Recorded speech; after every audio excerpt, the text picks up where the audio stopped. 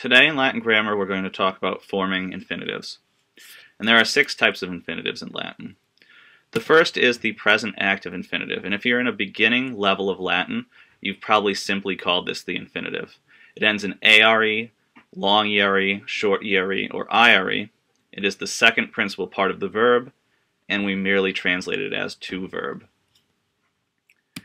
The present passive infinitive is formed from the second principal part.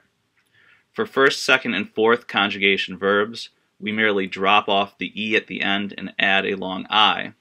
So amari, docere, audiri. But for third conjugation, it's a little different. You drop off the entire ere and add the long I. So here trahere becomes trahi. And this is translated as to be verbed.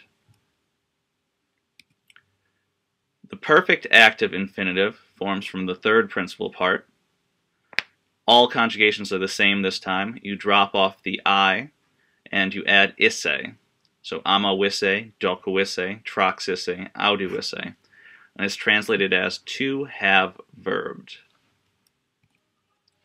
The perfect passive infinitive comes from the fourth principal part. Again, all conjugations are the same.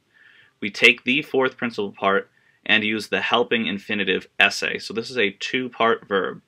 And note that the fourth principal part, the amatus, doctus, tractus, auditus, what have you, works like an adjective that will change depending on whatever this infinitive goes with. And this will happen a lot more in indirect statements, which you can see in the next video. And it's translated as to have been verbed.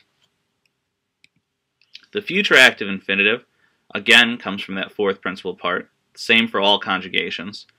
This time we take the fourth principal part, we drop off the us and add urus, and then add the helping infinitive esse. Basically, you're using the future active participle plus esse. And again, amatorus works like a first and second declension adjective, which will change depending on what the infinitive refers back to. And it is translated as to be about to verb. And finally, we have the future passive infinitive. Again, we go to the fourth principal part, and instead of using that us ending, we use the ending. If you're a little more advanced, what we're really using is the accusative supine, but it's formed this way every time. Then we use the helping infinitive ere. So here amatum never changes, or doctum, tractum, auditum, whatever verb you're using, doesn't change forms. And it is translated as to be about to be verbed. Now remember, all of these infinitives are very infrequently used and translated as said here. A lot of the time they're used in indirect statements, and they'll be translated as though they go with the direct object of the indirect statement. But watch that video to get a clearer understanding of what I mean by that.